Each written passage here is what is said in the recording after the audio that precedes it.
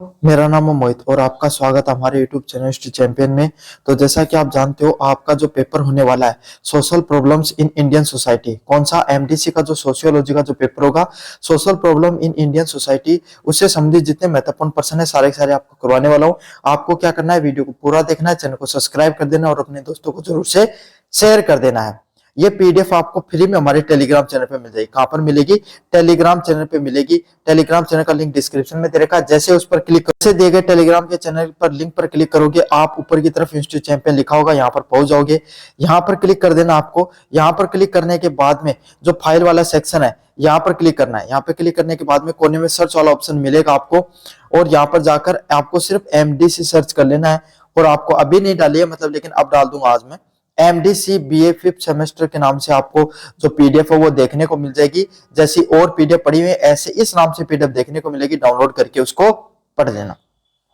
साथ के साथ सभी बच्चों से रिक्वेस्ट करता हूं भाई, 30,000 सब्सक्राइबर का अपना टारगेट इस बार के एग्जाम का। तो सभी बच्चों से रिक्वेस्ट है, मात्र ज्यादा नहीं, 3,500 सब्सक्राइबर ही बचे हुए हैं। जो अगर आप इस वीडियो को देख रहे हो, देखो एक बात बता दो मेरे को, आप एमडीसी की पेपरों की ना तो कोई भी पेपर की ना तो फ्री में कोई भी सीरीज मिल रही है ना कहीं पर वीडियो क्लास मिल रही है। अरे मैं आपको फ्री में वीडियो क्लास भी देता हूँ, इंपॉर्टेंट क्वेश्चन भी दे रहा हूँ और फ्री में नोट्स भी दे रहा हूँ। आपसे मैं कुछ नहीं मांगता, ना पैसे चाहिए भाई, कुछ नहीं चाहिए, सिर्फ आपको सब्सक्राइब करने के लिए बोल रखा है मैंने। आप वो तो कम से कम कर ही सकते हो, इतना तो आपके हाथों में। देखो फ्री में होता करना, कर लो और अपने दोस्त से भी करवा दो, है ना। अपने दोस्त का मोबाइल लेकर आप इंस्टाग्राम पर रील तो भेजते ही हो कम से कम, है ना। तो कम से कम अच्छी चीजें भेज दो और उनको भी सब्सक्राइब करने के लिए बोलो। अपना 30,000 सब्सक्राइब कराने का टारगेट है। देखो मैं नहीं, आप सब प्रयास करेंगे ना तब भी होगा। सभी बच्चों से रिक्वेस्ट है, प्लीज प्लीज प्लीज भाई चैनल को जोर से सब्सक्राइब करो, ताकि अपन 30,000 सब्सक्राइबर का जो अपना मार्क है ना वो अपन अचीव कर पाए। और कर रखा है तो मेरा दूसरा चैनल है, उसको भी सब्सक्राइब कर दो। दोनों चैनल पे आपको बहुत अच्छा कंटेंट देखने को मिलेगा। और अब धीरे धीरे मैं कंपटीशन का भी पढ़ाने शुरू कर रहा हूँ। किसका? कंपटीशन का भी पढ़ाना शुरू कर रहा हूँ। अब अगर आपको ऐसे नहीं लगता नहीं चैनल तो मेरे ज्यादा काम का नहीं है, ज्यादा दिन काम नहीं आता, अरे मैं कंपटीशन का भी पढ़ाऊंगा धीरे धीरे। आप टेंशन मत लो, वहां पर भी ऐसे ही पर्सन देखने को मिलेंगे। तो मैं तो बस आपको इतना कह रहा हूँ, चैनल को सब्सक्राइब करो, बहुत काम का चैनल है आपके लिए। चलिए भाई शुरू करते हैं अपन क्लास को। मुझे उम्मीद आप जरूर से चैनल को सब्सक्राइब करोगे। मैं ज्यादा बोलता नहीं हूँ, लेकिन अभी देखो अपना टारगेट है, उसको जरूर से कंप्लीट करवाना आपको। चलिए यूनिट फर्स्ट की बात करें। सामाजिक समस्याओं की अवधारणा को स्पष्ट कीजिए तथा भारत में व्याप्त प्रमुख सामाजिक समस्याओं का वर्णन कीजिए। मतलब सामाजिक समस्याएं क्या कौन सी होती हैं, क्या बताना आपको। सामाजिक समस्याएं क्या होती हैं उसके अवधारणा के बारे में बताना, और भारत में जो अलग अलग प्रकार की जो सामाजिक समस्याएं होती हैं उसके बारे में आपको बताना। इंपॉर्टेंट प्रश्न है भाई। चलिए, समाज शास्त्र में सामाजिक समस्याओं का अर्थ उन स्थितियों और व्यवहार से है जो समाज के बड़े हिस्से द्वारा अनवांछित माना जाता है। मतलब सामाजिक समस्याएं ऐसी समस्याएं होती हैं जो समाज के जो लोग होते हैं ना, बहुत बड़े लोग, उसको गलत मानते हैं। भाई चोरी करना है आपके सामने, अगर किसी से भी पूछोगे चोरी करना सही है गलत है, तो सभी लोग कहेंगे गलत है, तो गलत चीज है। किसी भी इंसान को परेशान करना, कोई थप्पड़ मार दी, कोई गलत व्यवहार करना, दारू पीना हो गया, जैसे दारू पीना हो गया ना, जो पीते हैं उनके अलावा किसी से भी पूछ लो, सभी लोग क्या कहेंगे, भाई इससे नुकसान होता है। और पीने वाला भी यही कहेगा, है ना। लेकिन बस पीने के बाद में कहेगा थोड़ी थोड़ी तो पी लेनी चाहिए, है ना। तो वो चीजें जो आपके सामने समाज के बहुत बड़ा वर्ग जिसको गलत मानता है, उसी को क्या कहा जाता है, सामाजिक समस्या के नाम से जाना जाता है, जिन्हें सामाजिक प्रयासों द्वारा बदला जा सकता है। विद्वान रिचर्ड फुलर के अनुसार सामाजिक समस्याओं एक ऐसी स्थिति होती है जो सामाजिक मूल्यों के लिए खतरा पैदा करती है। इसमें एक विद्वान रिचर्ड फुलर का कहना है, क्या कहना है, सामाजिक समस्या एक ऐसी स्थिति होती है जिससे सामाजिक मूल्यों को खतरा होता है। अब आप कहोगे सामाजिक मूल्य क्या होते हैं? समाज में रहने के तौर तरीके, जैसे कि अपने को सभी लोगों का सम्मान करना चाहिए। भाई इंसान वो एक सामाजिक प्राणी है, सभी लोगों को मिलजुल कर ही समाज में रहना होता है। और अगर लोग यहाँ पर गलत तरीके से व्यवहार करेंगे, है ना, भाई कोई चोरी करेगो, कोई एक दूसरे ने परेशान करोगो, है ना, कोई को थप्पड़ मार देगो, और सभी लोग एक दूसरा का साथ कौन रहना चाहूंगा, तो समाज चल सकता है? कभी नहीं चल सकता, है ना। तो जो सामाजिक मूल्य होते हैं, जो यहाँ पर समाज को एक साथ रहने के लिए जो बनाए गए, उनके लिए खतरा बन जाते हैं। यह केवल व्यक्तिगत समस्या नहीं होता, इसका प्रभाव पूरे सामाजिक ढांचे पर पड़ता है। और इस पे यह नहीं होता कि सिर्फ एक व्यक्ति विशेष की समस्या है, क्या है, यह सिर्फ एक व्यक्ति विशेष की समस्या नहीं होती है, बल्कि इसका प्रभाव पूरे के पूरे किस पर पड़ता है, समाज पर पड़ता है। किस पे पड़ता है? पूरे के पूरे समाज पर पड़ता है इसका। जब समाज में व्यवस्थित व्यवस्था और आदर्शों में विचलन पैदा होता है तो सामाजिक समस्या का जन्म होता है। क्या होता है, जो पहले की जो समाज के द्वारा जो आपके सामने नियम कायदे बनाए हुए थे, जैसे आज जो पहले की विवाह प्रणाली हुआ करती थी, आजकल वो विवाह प्रणालियां धीरे धीरे टूट रही है ना। चाहे आज के समय, पहले लोग भाई एकजुट रहकर ज्यादा रहना पसंद करते थे, लोगों की बात की वैल्यू होती थी, जो कह दिया वही करना होता था। आजकल पैसे का महत्व है, तो वैसा ही समाज हो गया, पैसा है तो सब कुछ है वरना कुछ नहीं। तो इस प्रकार से जो धीरे धीरे समाज में जो आदर्श है उसमें विचलन पैदा हो जाता है और धीरे धीरे सामाजिक समस्याएं हैं वो जन्म ले लेती है। क्या क्या हो जाता है, धीरे धीरे जो समाज में जो सामाजिक समस्याएं होती है वो जन्म लेना शुरू कर देती है। भारत में व्याप्त कुछ प्रमुख समस्याएं, मतलब भारत जो जैसा देश है उसमें कौन कौन सी सामाजिक समस्याएं पाई जाती है, क्या पाया जाता है, भारत जैसे देश में कौन सी सामाजिक समस्याएं पाई जाती हैं। भारत एक विविधतापूर्ण और विकासशील देश है जहां पर प्राचीन व आधुनिक दोनों प्रकार की समस्याएं विद्यमान है। भारत कैसा देश है भाई, भारत आज का तो देश है नहीं, बहुत ही प्राचीन समय से चला रहा देश है और विकासशील। अभी भारत विकसित देश नहीं है। विकसित देश कौन से देश होते हैं भाई, जिनका ऑलरेडी विकास हो चुका है, वो वाला देश नहीं है इस समय। भारत तो आपके सामने इस समय विकासशील देश है, जहां पर जिसका विकास धीरे धीरे गतिशील प्रक्रिया से हो रहा है। यहाँ पर प्राचीन और आधुनिक दोनों प्रकार की समस्याएं, पहले के समय की समस्याएं भी और आज के समय की आधुनिक समस्याएं भी। कौन सी समस्या, आधुनिक समस्याएं भी और प्राचीन समस्याएं भी, दोनों प्रकार की समस्याएं आज भी देखने को मिलती हैं। पहला पॉइंट है निर्धनता और बेरोजगारी। यह भारत की सबसे बड़ी गंभीर समस्या है। कौन सी, गरीबी। पहले भारत के लोगों के पास बहुत पैसा हुआ करता था, खूब धन दौलत होया करती। अब मान लो मंदिर में आपने घरों बहुत पीसो आया करतो है ना, बड़ा बड़ा जो आपके सामने मुस्लिम करता आए के लिए अपने देश में पीसा लूटने के लिए, राज करना को नहीं यहाँ पे पीसा लूटना है, क्यों, बहुत पीसो इंडिया के पास। लेकिन कुछ तो भाई अब बैठा दियो बठन पर, थोड़ा बहुत अंग्रेज आया अब वो काट काट के खटी लेगा, इंग्लैंड लेगा तो और ज्यादा कमी गरीब होगा। तो भारत में सबसे बड़ी गरीबी, सबसे बड़ी समस्या किसकी, निर्धनता की। किसकी कमी है, गरीबी बहुत है भारत में।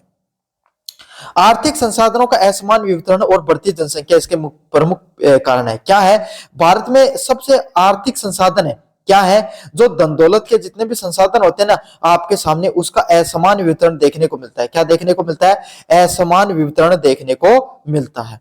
और धीरे धीरे भारत में जनसंख्या भी बहुत बढ़ रही है। क्या हो रहा है, धीरे धीरे भारत में जनसंख्या भी बढ़ी, जिससे भी क्या हो, गरीबी और बढ़ने लगी। अब जनसंख्या बढ़े जहां लोगों को रोजगार कौन मिले, अब रोजगार नहीं मिले तो आप ही गरीब हो जाएगा।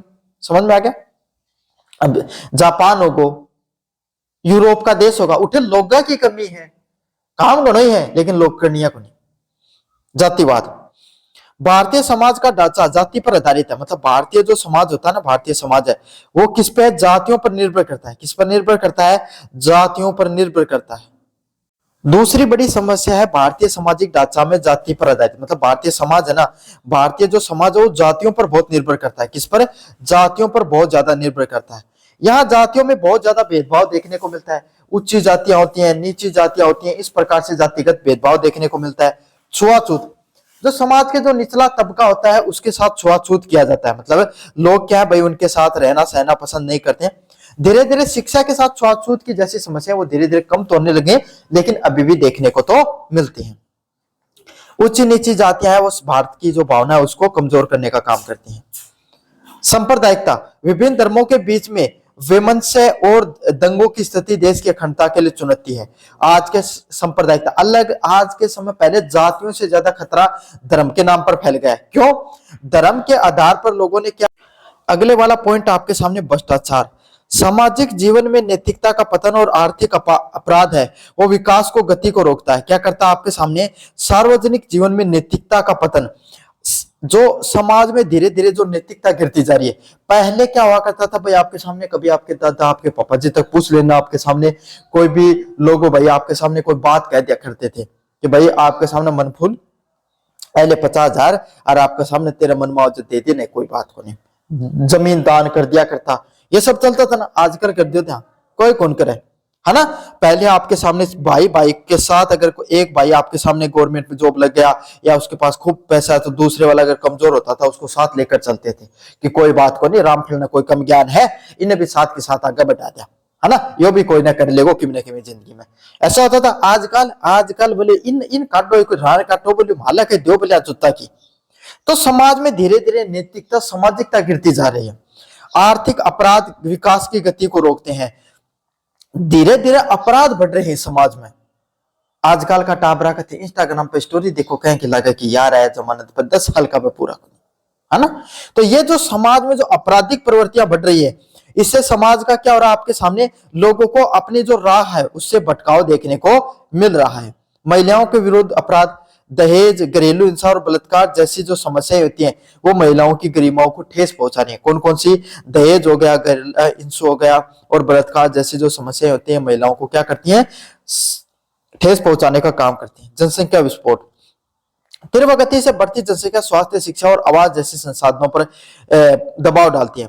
जैसे जनसंख्या में बढ़ावा मिल रहा है, स्वास्थ्य, भाई पहले आपके सामने एक बात बताओ, पहले कोई आदमी घर में 4 आदमी हुए, है ना, तो अगर कोई आदमी बीमार हो जाए तो दिखा के आसका है, या फिर स्वास्थ्य भाई क्या है, एक कुछ नियम फिक्स होते हैं, जैसे कि आपके सामने भाई कोई 100 लोगों पर आपके सामने 2 डॉक्टर होने चाहिए। लेकिन अब भारत की जनसंख्या इतनी है, एक डॉक्टर होने चाहिए। एक उदाहरण दे रहा हूं, इतनी है कि 1000 जनसंख्या पर कोई एक डॉक्टर की कमी भारत पहले जूझ रही है। तो इस प्रकार से अलग अलग प्रकार की समस्याएं, स्वास्थ्य, शिक्षा और आवास जैसी समस्याएं धीरे धीरे उत्पन्न होनी शुरू हो जाती है।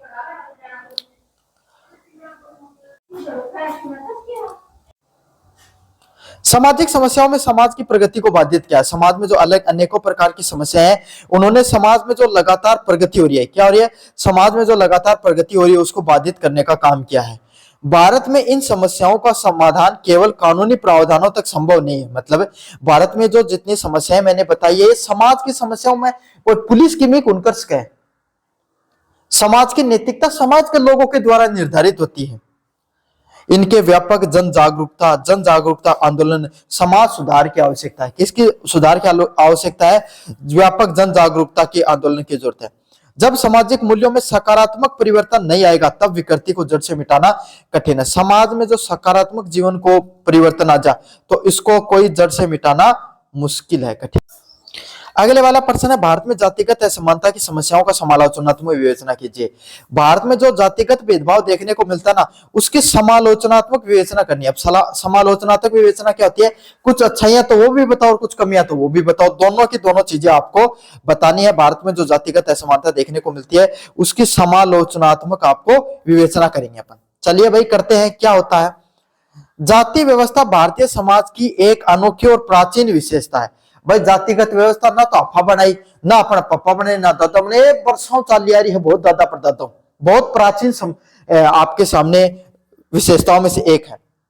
लेकिन वर्तमान में जातिगत असमानता एक गंभीर सामाजिक समस्या बन गई है। क्या बन गई है? जातिगत व्यवस्था बहुत प्राचीन समय से चली आ रही है। व्यवस्था होती है जन्म पर आधारित श्रेणीबद्ध उच्च नीच को बढ़ावा देती है। क्या करती है आपके सामने ये जो व्यवस्था होती है, जातिगत व्यवस्था क्या करती है आपके सामने, समाज में ऊंच नीच को बढ़ावा देती है। समाज का कोई वर्ग होता है जो ऊंचा होता है, कोई समाज का कोई वर्ग है वो नीचा होता है, जो लोकतांत्रिक मूल्यों जैसे समानता, स्वतंत्रता के विरुद्ध है। हमारे लोकतंत्र बात करता है समाज का कोई वर्ग हो चाहे कोई जाति विशेष हो, सभी लोगों को बराबरी का हिस्सा और स्वतंत्रतापूर्ण जीवन जीने का जो अधिकार होता है उसके विरुद्ध ये आपके सामने विचारधारा है। कौन सी? जातिगत वाली। समस्याओं के मुख्य बिंदु, सामाजिक भेदभाव बढ़ता है। समाज में उच्च स्तर पर स्थित जातियां सदियों से निम्न जातियों का शोषण करती आई है। ऐसा देखने को मिलता है। भाई शिक्षा के साथ बदलाव तो आया है, लेकिन ऐसा होता है कि समाज में जो उच्च कुल की या उच्च जातियां हैं, उन्होंने अक्सर आपके सामने समाज में जो नीची जातियां हुआ करती थी उन पर अक्सर दबाव बनाया, उनको अक्सर आगे बढ़ने के मौके नहीं मिले। उनके साथ क्यों नहीं मिले? क्योंकि उनके साथ कोई भी व्यापार नहीं करता था, उनको बराबर बैठने नहीं दिया जाता था, उनको शिक्षा नहीं मिलती थी, उनको स्वास्थ्य अच्छा नहीं मिला, तो वो पिछड़ते चले गए। भाई अगर कोई थारम कोई बड़े अगर जाति में तो ते समझ कौन पाओगा, क्यों कौन समझ पाओ? क्योंकि थान लगता है क्यों है तो है कौन करे थी ए लागतो को थान, लेकिन ऐसा होता है। मैं थान उदाहरण से समझाऊंगा। एक थे हो और एक थारो भाई है ना।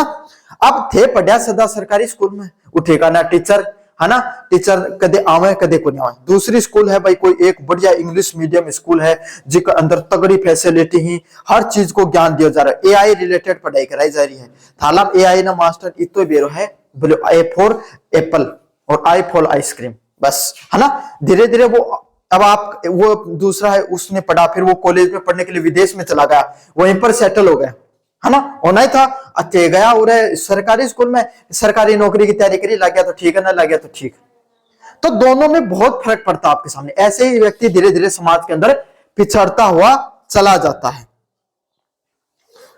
अवसरों की असमानता, जाति आधारित पेशों के कारण निम्न जातियों के पास शिक्षा व अच्छे रोजगार भी नहीं मिलते थे। तो पहले के समय समाज में क्या हुआ करता था, छोटी जाति के लोग उनको बराबर नहीं बैठने दिया जाता था। तो आप सोचो, जिनको बराबर नहीं बैठने दिया जाता, क्या उनके साथ लोग व्यापार करेंगे? आज ही नहीं करते हैं। आज भी पहले कास्ट पूछते हैं, बोले ओ कास्ट आदमी है, मैं तो ये चीज कौन लियो, है ना, ऐसी सोच होती है ना। तो चीज को हाथ लगाना खराब थोड़ी जाए कोई चीज। समझ में आ गया आपके सामने? तो क्या उनको शिक्षा नहीं मिली? शिक्षा नहीं मिली तो वो समझदार नहीं बन पाए, है ना, और रोजगार भी नहीं उनको मिल पाया, जिससे आर्थिक पद्धति बाधित हुई और आपके सामने धीरे धीरे समाज में वो पिछड़ते चले गए। शिक्षा बहुत जरूरी पहलू होता है। आपको नहीं लगता होगा आज के समय पढ़ते हो, लेकिन शिक्षा जिसके पास है ना, वो समाज में आज नहीं तो कल आगे बढ़ता ही है। राजनीतिक जातिवाद, वर्तमान में जाति का उपयोग वोट बैंक के रूप में किया जाता है। क्या किया जाता है, जो जातियां होती है ना, उसको बस अपने वोट कमाने के लिए यूज किया जाता है। किसको? जातियों को।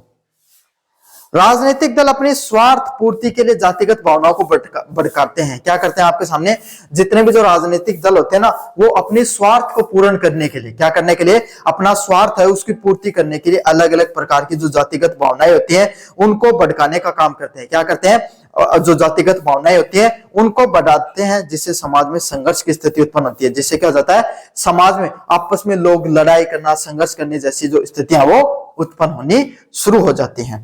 समझ में आ गई? देखो ना, आजकल थे कहीं धर्म का नारा लाग रहे हैं, कहीं जातिया का नारा लाग रहे हैं। क्यों लाग रहे हैं? क्योंकि विकास कठे न कठे पिछड़ रहे हैं। हमेशा दो चीज याद रख लेना, जब भी राजनीति धर्म और देशभक्ति के नाम पर होने लग जाए ना, तो समझ लेना विकास नहीं होगा कभी भी। यही हिटलर ने भी यही काम किया था, यही नेपोलियन ने किया था, यही किम जोन करता है, और यही अगर कोई और देश का नेता कर रहा है तो समझ लेना विकास का भट्ठा बैठेगा और आपके सामने सिर्फ धर्म और देशभक्ति के नाम पर आपको मूर्ख बनाया जाएगा। अगर आपको लगता है ऐसा नहीं होता है तो एक बार हिटलर का इतिहास पढ़ना आप, जब वो शुरुआती दिनों में आया था ना राजनीति के अंदर, तब पढ़ना, तब उसने भी यही नारा दिया था। कोई भी जो एक पैटर्न होता है हमेशा राजनीति का, वैवाहिक प्रतिबंध, जाति व्यवस्था अपनी ही जाति में विवाह को अनिवार्य बनाती है, जिससे अंतर जाति विवाहों का विरोध होता है। क्या होता है, समाज में जाति का जो विवाह है, जो जातिगत व्यवस्था है, वो समाज में अपनी जाति में विवाह की ही बात करते हैं, जिससे जो आपके सामने दूसरी जो जातियां हैं उसका विरोध होता है। कभी कभी ऑनर कलिंग, जैसे अपने ही बच्चों को अपने माता पिता के द्वारा जो मार दिया जाता है, जो लव मैरिज वगैरह के चक्कर में, उसको ऑनर किलिंग के नाम से जाना जाता है।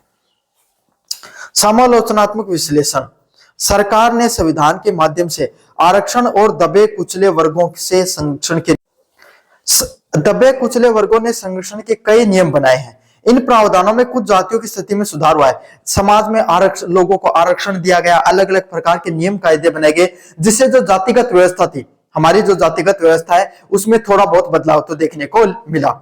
लेकिन समाज में कुछ नई तरह की प्रतिद्वंद्विता और वेमन स्थिति को जन्म दिया है। लेकिन समाज में अब जो सरकारी नौकरियों के आधार पे समाज में अलग अलग प्रकार की जो कमियां वो धीरे धीरे निकलती रहती हैं। पहले भाई अब समाज में पैसे के आधार पर भेदभाव, वर्ग आधारित भेदभाव देखने को मिल गया है। जातिगत असमानता जब केवल उच्च नीच तक सीमित नहीं थी, बल्कि ये पहचान की राजनीति का हिस्सा बन गई। क्या बन गई? जातिगत में जो जातियों में जो असमानता देखने को मिलती है, ये उच्च नीच तक ही सीमित नहीं है। किस तक सीमित नहीं है? सिर्फ समाज में ऊंचे नीचे वर्गों तक ही सीमित नहीं है, बल्कि पहचान की राजनीति, रिप्रेजेंटेशन ऑफ पॉलिटिक्स, है ना, कि राजनीति का हिस्सा बन गई है। मतलब अब क्या होने लगा है, भाई आपके सामने राजनीति कैसे करते हैं, भाई ये तो उस जाति का है ना, तो अपन तो उसी को वोट देंगे। इस प्रकार के समाज में काम होने लगे हैं। जातिगत असमानता का केवल कानून से खत्म नहीं किया जा सकता है, बल्कि इसके लिए अंतर जातीय भोज, अंतर जातीय विवाहों को बढ़ावा देने से होगा। अगर जातिगत असमानता को बढ़ावा देना है तो इसमें अंतर जातीय भोज हैं वो करवाए जाने चाहिए, अंतर जातीय विवाह करवाए जाने चाहिए, जिससे आपके सामने क्या हो, ये सब चीजों को बढ़ावा मिले। शिक्षा के माध्यम से मानवतावादी विकास दृष्टिकोण की आवश्यकता है, और समय के साथ आपके सामने जो शिक्षा दी जाए उसके बाद में मानवतावादी दृष्टिकोण का विकास भी होने लग जाता है। व्यक्ति की पहचान उसकी जाति से होती रहेगी तो सामाजिक न्याय का लक्ष्य हमेशा अधूरा रहेगा। सामाजिक न्याय का लक्ष्य है वो हमेशा इससे अधूरा रहता है। अगले वाला प्रश्न है, दहेज प्रथा एक सामाजिक विकृति के रूप में स्पष्ट कीजिए तथा इसके निवारण के उपाय समझाइए। क्या है? दहेज प्रथा को एक सामाजिक विकृति के रूप में स्पष्ट कीजिए। कैसे दहेज प्रथा को एक समाज की कमी के रूप में देखा जाता है तथा इसके निवारण के क्या क्या उपाय होते हैं उसके बारे में आपको बताना है। चलिए भाई पढ़ते हैं। दहेज प्रथा भारतीय समाज के अत्यंत प्राचीन व घातक सामाजिक विकृति है। क्या है? दहेज प्रथा होती है ना, वो भारतीय समाज के अंदर, दहेज प्रथा भारतीय समाज में बहुत ही ज्यादा प्राचीन और घातक सामाजिक विकृति है, मतलब बहुत ही समाज के लिए बहुत खतरनाक प्रवृत्ति की चीज है। इसका अर्थ है विवाह के समय कन्या पक्ष द्वारा वर पक्ष को दी जाने वाली नकदी। भाई थाना बताने की जरूरत है कि दहेज क्यों है? ब्याह व जमा लड़की को जो पिता हुआ है वो आपके सामने जो लड़को है उनका घर वाला ने कुछ के तो नकदी देगो, है ना, के उपहार देगो और क्या कोई संपत्ति देगा, है ना, ये दी जाती है। प्राचीन समय में स्त्री धन या स्वेच्छा से दिए जाने वाले अपराध था। पहले क्यों है कर तो पुराना टाइम में थार दादा ने पूछो पुराना टाइम और भी कोई बड़ा बुढ़ा अगर थारा बुजुर्ग ही तो के दिया करता। पहले दहेज क्यों है कर तो के तो कोई 2 बकरी दे देता, के 2 भैंस दे देता, के ऊंट दे देता, एक चीज दिया करता। के क्यों दिया करता? ताकि भाई आपके सामने नयो घर बस शादी हुई है तो आपके सामने अगर 2 भैंस दे दे तो दूध दूध के आपके सामने घर चल जाए, है ना, या कोई ऊंट दे देता, ऊं कमा के खा ले आदमी। ऐसे साधन दिए जाते थे जिससे व्यक्ति क्या कि कमाई करके अपना घर चला सके। नए नए शादी के बाद में आपके सामने भाई कमाई के साधन जिससे हो सके उस प्रकार की चीजें दी जाती थी। आजकल नहीं एल्टो कार, है ना, ब्रेज आपके सामने जो कोई भी गाड़ी मान लो स्विफ्ट डिजायर दी जो आगलो भगा के क्या ठुक जा, समझ रहे हो ना। तो ये पहले स्वेच्छा से दी जाती थी चीजें, लेकिन अब भैया धीरे धीरे लोगों का रुपया होता चला गया, उस हिसाब से उपहार भी बढ़ता चला गया। लेकिन आज इसने एक बाजारू सौदेबाजी के रूप में ले लिया है और आज के समय क्या हो गया है, ये सब चीजें एक बाजारू सौदेबाजी के रूप में आ गई है। सामाजिक विकृति के रूप में पहला है आर्थिक बोझ होना। मध्यम और गरीब परिवारों के लिए बेटी का विवाह एक आर्थिक संपदा बन जाता है जिससे वे कर्ज के दलदल में फंस जाते हैं। मतलब अगर मध्यम और गरीब परिवार के लिए आज के समय अगर कोई समाज को एक वर्ग है जिससे क्या कोई गरीब और मध्यम वर्ग की कोई बेटी है उनके विवाह के आज के टाइम में कोई मजबूरी सी बन जाए, बोलो भाई कम 10-15 लाख रुपया तो करना ही पड़ेगा, चाहे छोरा को चाहे छोरी को बराबर ही आज के टाइम में। तो लेकिन लड़की के लिए कमी दहेज ज्यादा देना पड़ेगा, ज्यादा टेंशन हो आदमी का, जिससे वह कर्जे के दलदल में फंस जाते हैं, है ना, जिससे क्या भाई उनको कर्ज उठाकर भी विवाह करना पड़ता है। महिलाओं के विरुद्ध हिंसा। दहेज की मांग पूरी न होने पर बहुओं को या आपके सामने महिलाओं की शारीरिक व मानसिक प्रताड़ना दी जाती है। शारीरिक रूप से काफी महिलाओं के साथ मारपीट भी की जाती है। कयानों की दुरानी जेठानियां की भाई तू तो अकेले है तो दिए उनकी में, है ना, इस प्रकार से उसको टोका जाता है कि भाई तुम्हें तो दहेज मिला ही नहीं बिल्कुल भी। तो इस प्रकार से उस जो महिलाएं होती हैं उनको शारीरिक व मानसिक प्रताड़ना दी जाती है। दहेज और हत्या और आत्महत्या की बढ़ती घटनाएं इस विकृति का परिणाम है। समाज में क्या हो गया, दहेज हत्या, दहेज की वजह से लोग उनकी हत्या करना या आत्महत्या, जो लोग महिलाएं आपके सामने जिनको भाई सामाजिक रूप से या मानसिक रूप से जिनको प्रताड़ित किया जाता है वो आत्महत्या जैसी क्या कर लेते हैं, जो समाज में ऐसे कदम भी उठा लेती हैं। लड़कियों को बोझ समझना। दहेज के कारण समाज में लड़कियों को पराया धन या लागत समझे जाने लगा। मतलब दहेज के कारण क्या होने लगा, समाज में लड़कियों को पराया धन के बोले दूसरा का घर चल जाए बोतल, है ना, जिसे समझे जाने लगा जो कन्या भ्रूण हत्या का एक बड़ा परिणाम बना। खैर अब तो समाज में समय के साथ बहुत से बदलाव आ रहे हैं। दहेज भी अब एक बहुत धीरे धीरे कम होने लग गया है और कन्या भ्रूण हत्या है, बच्चों को जो गर्भ में मार दिया जाता था, वैसी समस्याएं भी कम देखने को मिलती है। विवाह की पवित्रता का अंत।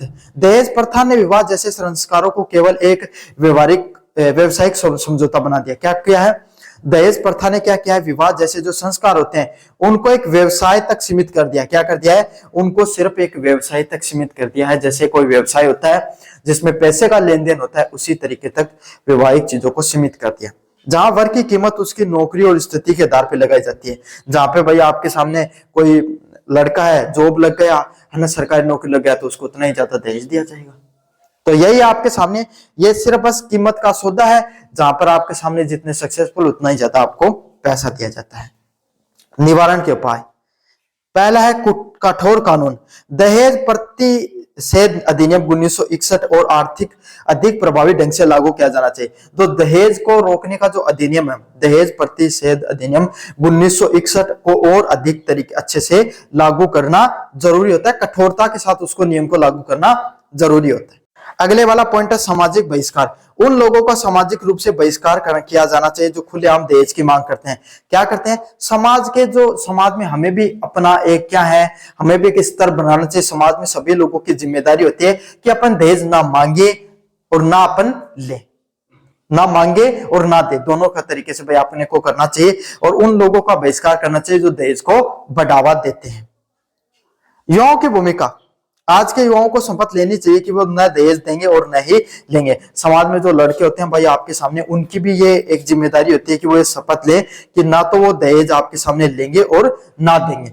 सादगीपूर्ण सामाजिक विवाहों को बढ़ावा देना चाहिए और आराम से जो जीवन होता है, जीवन जीने के लिए जो सादगीपूर्ण जीवन होता है, उस प्रकार के जो विवाह होते हैं उनको बढ़ावा देने पर भी जोर देना चाहिए। कैसा सादगीपूर्ण जो विवाह होते हैं कि मतलब ज्यादा खर्चा नहीं करना चाहिए विवाह में, साधारण आपके सामने खर्चा करने का जो विवाह होता है उस पर जोर दिया जाना चाहिए। स्त्री शिक्षा और आत्मनिर्भरता, जब लड़कियां शिक्षित और आर्थिक रूप से स्वतंत्र होंगी तो दहेज को बैसाखी की जरूरत नहीं पड़ेगी। साथ के साथ अपने जो भाई महिलाएं हैं, लड़कियां हैं, उनको शिक्षित करने पर जोर दो। अगर वो सशक्त होंगी, अपने पैरों पर खड़ी होंगी, तो आपके सामने स्वतंत्र होंगी, तो उन्हें दहेज की जरूरत नहीं पड़ेगी। क्यों? क्योंकि भाई वो भी आपके सामने बराबर में सक्सेसफुल है, तो लोग दहेज क्यों मांगेंगे भाई, उनको उनकी शादी वैसे ही हो जाएगी। तो यही है, उनको शिक्षित करो और उनको आर्थिक रूप से स्वतंत्र करो ताकि दहेज वो नहीं देखने को मिले। निष्कर्ष, दहेज प्रथा समाज के माथे पर एक कलंक है। दहेज प्रथा क्या है, समाज को एक कलंकित रूप में देखा जाता है। ये केवल कानून से नहीं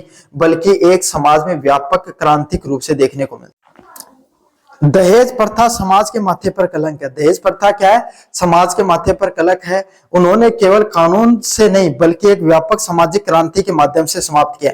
वो क्या, दहेज को अपन सिर्फ कानून के माध्यम से अपन नहीं रोक सकते, बल्कि समाज में बदलाव लाकर हम इस सब चीजों को बदल सकते हैं। चलिए भाई अगले वाले प्रश्न की तरफ बढ़ते हैं। सामाजिक व्यवस्था की अवधारणा को स्पष्ट कीजिए। किसके बारे में, समाज में जो अवधारणा देखने को मिलती है उसको स्पष्ट करना और इसके पीछे क्या प्रमुख कारण होते हैं इसके बारे में भी वर्णन करना है। समाज में जो अलग अलग प्रकार की व्यवस्थाएं होती हैं उसके बारे में स्पष्ट करना है और उनके पीछे क्या क्या प्रमुख कारण होते हैं, उनके पीछे क्या क्या प्रभाव होते हैं उसके बारे में भी अपन को स्पष्ट करना है। काफी ज्यादा मोस्ट इंपोर्टेंट। चलिए अगले वाले प्रश्न की तरफ बढ़ते हैं। सामाजिक व्यवस्था की अवधारणा। सामाजिक अव्यवस्था उस स्थिति को कहते हैं जब समाज में स्थापित संस्थाएं मूल्य व नियंत्रण के साधन अपना प्रभाव खो देते हैं। सामाजिक अव्यवस्था क्या होती है, समाज की अव्यवस्था उस स्थिति को कहा जाता है समाज में जो अलग अलग प्रकार के जो संस्थाएं होती हैं, मूल्य और जो नियंत्रण के जो साधन होते हैं वो अपना प्रभाव खोने लग जाते हैं। क्या है, उनका जो प्रभाव होता है वो धीरे धीरे समाज में कम होने लग जाता है और व्यक्ति अपनी इच्छाओं की पूर्ति के लिए सामाजिक नियमों का उल्लंघन करने लग जाते हैं। और धीरे धीरे लोग क्या करने लग जाते हैं भाई, अपनी इच्छाएं होती हैं, उनकी जो इच्छाएं होती हैं उनको पूर्ति करने के लिए, समाज में जो अपनी इच्छाएं होती हैं उनको पूर्ति करने के लिए अलग अलग प्रकार के जो सामाजिक नियम होते हैं, समाज के जो नियम कायदे होते हैं उनको उल्लंघन करने लग जाते हैं। थॉमस और जनिनिकी के अनुसार सामाजिक अव्यवस्था समूह के उन नियमों का प्रभाव में कमी करती है जो व्यक्ति के व्यवहार को नियंत्रित करते हैं। थॉमस और जनिनिकी के अनुसार क्या कहा गया, सामाजिक अव्यवस्था समूह के उन नियमों के प्रभाव में कमी करती है जो व्यक्ति के व्यवहार को नियंत्रित करते हैं। क्या करते हैं, कोई भी व्यक्ति का जो व्यवहार होता है ना उसको नियंत्रित करने का जो काम किया जाता है वो सामाजिक अव्यवस्था के उन नियमों को कम करती है। समाज की व्यवस्था स्थिति होती है जहां पर एकता व सामंजस्य के स्थान संघर्ष और भ्रम ले लेता है। मतलब ये कैसी व्यवस्था होती है, जब लोगों को, समाज की वो स्थिति होती है जब समाज एक नहीं रहता है भाई, जब लोगों में आपस में लड़ाई हो जाना, जने तो अव्यवस्था पैदा होगी। सामाजिक अव्यवस्था कब पैदा होती है, जब समाज के जितने भी वर्ग होते हैं वो आपस में क्या हो जाए, लड़ाई दंगे फसाद में फंस जाए, तभी तो सामाजिक अव्यवस्था देखने को मिलती है ना। तो यही है, जो समाज की अव्यवस्था और सामाजिक संघर्ष वो आपस में देखने को मिल जाए उसी को सामाजिक अव्यवस्था के नाम से जाना जाता है। चलिए सामाजिक अव्यवस्था के प्रमुख कारण। सामाजिक अव्यवस्था के प्रमुख कारण क्या होते हैं भाई, तीव्र सामाजिक परिवर्तन। जब तकनीक और विज्ञान तेजी से बदलते हैं लेकिन समाज के मूल्य पीछे रह जाते हैं। क्या होता है, सांस्कृतिक पिछड़ापन, तो यह अवस्था पैदा होती है। समाज में क्या, तकनीक और विज्ञान आगे बढ़ने लग गया। क्या बढ़ने लग गया, समाज में तकनीक और विज्ञान तो आगे बढ़ गया लेकिन समाज के जो नियम कायदे थे, सामाजिक मूल्य थे, वो धीरे के धीरे वहीं पिछड़ते रह गए। जिससे यह अव्यवस्था पैदा हो जाती है। क्या हो जाती है? ये अव्यवस्था है वो पैदा हो जाती है। औद्योगिकरण और शहरीकरण, इन प्रक्रियाओं ने संयुक्त परिवारों को तोड़ दिया है।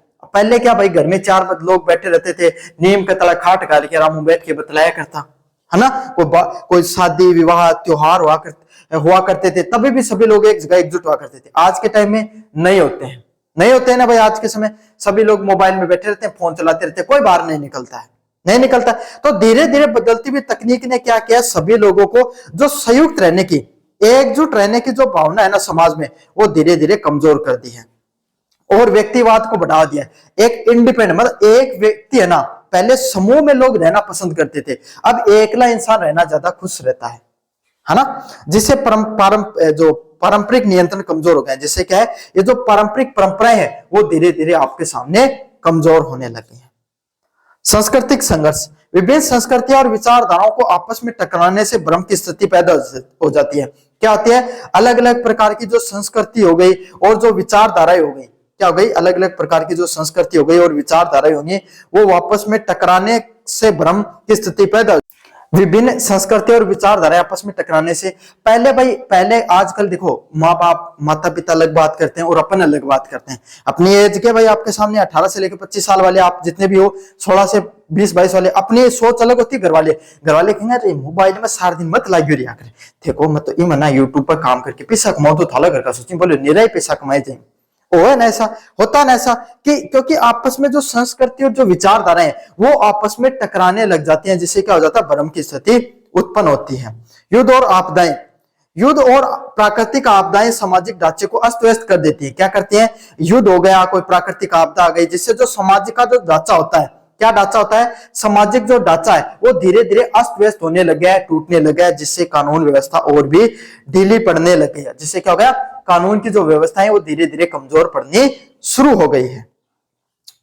चलिए, सामाजिक व्यवस्था के प्रभाव, समाज में अव्यवस्था का क्या प्रभाव है, अपराध में वृद्धि, सामाजिक नियंत्रण कमजोर होता जा रहा है धीरे धीरे समाज पे। पहले भाई समाज में लोगों को पुलिस तक जाने की जरूरत नहीं पड़ती थी, पहले पुलिस की गाड़ी दिख जाया करती, जना क्यों है जाया कर तो लोग घरा बढ़ जाया करता। और आजकल का टाबरन को डर नहीं, है ना। चोरी हत्या बलात्कार जैसे अपराध, और जब अगर पुलिस का डर नहीं रहेगा, लोगों में भय होना जरूरी है, ज्यादा भी नहीं होना चाहिए, कम भी नहीं, थोड़ा बहुत तो लोगों में होना चाहिए। पुलिस का नहीं होना चाहिए, कानून व्यवस्था का भय होना चाहिए। समझ में आ गया, कोई भी संस्था का नहीं, कानून व्यवस्था का होना चाहिए। अंतर क्या है, संस्था चाहे मान लो पुलिस हो गई, है ना, आपके सामने जज हो गए, ये जो न्यायालय हो गए, इनका डर नहीं होना चाहिए, बल्कि इस व्यवस्था का जो नियम कायदे बने हुए ना, उनका डर होना चाहिए। लोगों को ये पता होना चाहिए कि चोरी हत्या और बलात्कार जैसी जो घटनाएं होती हैं, इनके अगर इस प्रकार की घटनाएं करते हो तो आपको इस प्रकार की चीजों से गुजरना पड़ सकता है। पारिवारिक विघटन, तलाक, बुजुर्गों की उपेक्षा, बस बच्चों के उचित समाजीकरण का भाव इसका परिणाम है। क्या होता है, लोग जब आपस में जो लोगों का धीरे धीरे तलाक बढ़ रहा है, क्यों, सब इंडिपेंडेंट रहना चाहते हैं भाई। बुजुर्गों की उपेक्षा, जो बुजुर्ग होते हैं आपके सामने, उनके अपेक्ष में उपेक्षा और बच्चों का उचित जो समाजीकरण है, बच्चे आपके सामने सभी लोगों के साथ मिलजुल कर नहीं रहते हैं, तो इस प्रकार की जो समाजीकरण की जो घटनाएं वो धीरे धीरे कम होती जा रही है। नशाखोरी और मानसिक तनाव, व्यक्ति दिशाहीनता की स्थिति में नशीली दवाओं का सहारा लेता है, और जब व्यक्ति का भाई कोई किसी के साथ रहता ही नहीं है तो गलत रास्तों पर ही चलेगा, तो क्या करेगा, नशे वगैरह की गोली लेना शुरू कर देता है, और जिससे क्या, आत्महत्या का अंतिम विचार क्या था भाई इंसान को, आत्महत्या का। आर्थिक अस्थिरता, भ्रष्टाचार और आर्थिक अपराधों के कारण विकास की प्रक्रिया बाधित होती है। क्या होता है, समाज में जो भ्रष्टाचार देखने को मिलता है और अपराध जो लगातार बढ़ रहा है, इससे क्या, विकास भी कम होता चला जाता है। क्या हो रहा है, धीरे धीरे विकास भी कम हो रहा है। सामाजिक अव्यवस्था समाज के पतन का सूचक है। समाज में जो अव्यवस्थाएं देखने को मिल रही है, इससे क्या हो रहा है, समाज का धीरे धीरे पतन भी हो रहा है। इसे रोकने के लिए सामाजिक संस्थाएं जैसे धर्म, परिवार और शिक्षा को मजबूत करना और नैतिक मूल्यों का पुनरुद्धार करना जरूरी है। क्या जरूरी है, समाज में जो व्यवस्थाएं होती हैं वो धीरे धीरे समाज का पतन होता जा रहा है इससे, और इसको रोकने के लिए समाज में जो अलग अलग प्रकार की संस्थाएं हैं जैसे परिवार, धर्म और शिक्षा को मजबूत करना जरूरी है, जिससे नैतिक मूल्य फिर से उठ खड़े हों। समझ में आ गया। तो ये था आपके सामने social problem in Indian society, sociology, उसका पेपर। कैसा लगा वीडियो जोर से बताना, चैनल को जोर से सब्सक्राइब कर देना। धन्यवाद।